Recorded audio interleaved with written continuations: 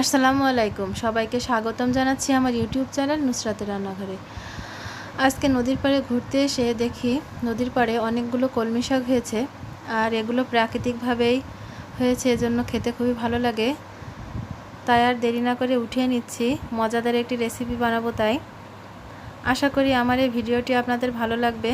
ভালো লাগলে দেখা শুরুতে একটি লাইক দিবেন, কমেন্টস করে জানাবেন কেমন হয়েছে, কারণ আপনাদের লাইক এবং কমেন্টস আমাকে পরবর্তী ভিডিও বানাতে খুবই সহযোগিতা করে, উৎসাহ দেয়। এবার এই কলমি শাকগুলো উঠিয়ে নেব। দেখুন কি সুন্দর কলমি শাক। এখানে অন্যান্য শাকও আছে, হেলাঞ্চি শাক, সাঞ্চি শাক। আমি কলমি শাকগুলো উঠিয়ে নেব। বেশ অনেকগুলোই কলমি শাক হয়েছে।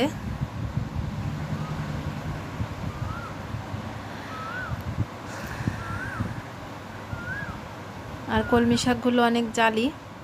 এবারে শাকগুলো উঠিয়ে নিয়ে বাসায় এনে আমি কুচি কুচি করে কেটে নিয়েছি, আর নিয়েছি আলু কুচি করে কেটে। দেখুন ছোট ছোট করে কেটে নিয়েছি আলু। আর এগুলো শাকটা খুব ভালোভাবে ধুয়ে নিয়েছি। এবার চলে যাব রান্না করতে। এই পর্যায়ে এসে চুলায় একটি কড়াই বসিয়ে দিয়েছি, আর কড়াই গরম হয়ে গেলে তার মধ্যে দিয়ে দিচ্ছি পরিমাণ মতো সয়াবিন তেল। আপনারা আপনাদের যে কোনো রেগুলার তেল দিয়েই রান্না করতে পারেন। এবারে তেল গরম হয়ে গেলে এর মধ্যে দিয়ে দিচ্ছি কাঁচামরিচ ফালি, পেঁয়াজ কুচি আর রসুন কুচি। এবার কিছুক্ষণ এই তেলের মধ্যে পেঁয়াজ, মরিচ আর রসুন ভালোভাবে ভেজে নিব। বেশ কিছুক্ষণ নাড়াচাড়া করে এই পেঁয়াজ মরিচ যখন লাল লাল হয়ে যাবে, তখন এই শাকগুলো এর মধ্যে দিয়ে দিতে হবে। আমার পেঁয়াজ মরিচ লাল হয়ে গিয়েছে। এবার এর ভিতরে আগে থেকে কেটে ধুয়ে রাখা শাক দিয়ে দিচ্ছি। এবার এই পেঁয়াজ মরিচের সাথে শাকটাকে খুব ভালোভাবে মিশিয়ে নিব। খুব ভালোভাবে নাড়িয়ে দিতে হবে, না হলে নিচ থেকে পেঁয়াজ মরিচ পুড়ে যাবে। আর আমি এই রান্নাতে কোনো পানি ব্যবহার করছি না, কারণ এই শাক থেকে অনেক পানি বের হবে, তাতে শাকটা সিদ্ধ হয়ে যাবে। এবার দিয়ে দিচ্ছি স্বাদ মতো লবণ আর পরিমাণ মতো হলুদ গুঁড়ো। এবার আবারও কিছুক্ষণ নাড়াচাড়া করে নিব, যাতে সমস্ত উপকরণগুলো খুব ভালোভাবে মিশে যায়। বেশ কিছুক্ষণ নাড়াচাড়া করে দিয়ে একটি ঢাকনা দিয়ে ঢেকে রেখে দেব ভালোভাবে সিদ্ধ হওয়ার জন্য। অলরেডি এর থেকে পানি বের হওয়া শুরু হয়েছে।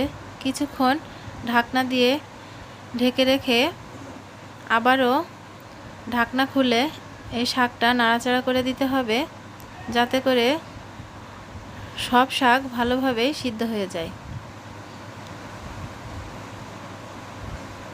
আমার শাকটা প্রায় সিদ্ধ হয়ে এসেছে।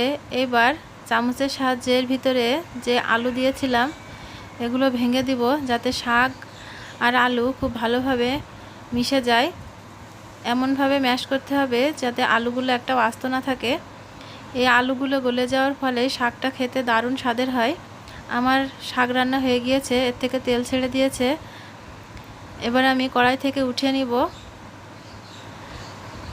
তৈরি হয়ে গিয়েছে আমার আলু কলমির মজাদার এই রেসিপিটি। আশা করি আপনাদের খুব ভালো লাগবে। ভালো লাগলে আমার চ্যানেলটি সাবস্ক্রাইব করার অনুরোধ রইল। সবাইকে অসংখ্য ধন্যবাদ। দেখা হবে পরের ভিডিওতে। আল্লাহ হাফেজ।